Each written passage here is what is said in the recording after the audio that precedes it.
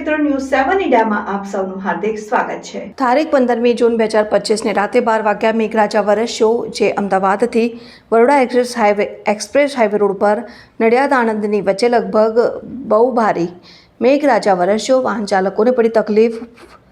કહેવાય છે ને કે કળિયુગ નજદીક આવી ગયું છે। તે રીતે 2 થી 3 દિવસ પહેલાં પણ અમદાવાદ શહેરમાં જે ફ્લાઇટ ક્રેશ થયું, જેમાં આપણા ગુજરાતના શ્રી મુખ્યમંત્રી તરીકે કામ ધરાવતા એવા વિજય રૂપાણી શ્રીનું અંત થયું, જેમાં અનેક લોકોને ખ્યાલ નહોતું કે અમારી જોડે એવું કામ થઈ શકે છે। એ પણ કહેવાય છે કે લખેલું એ થવાનું જ।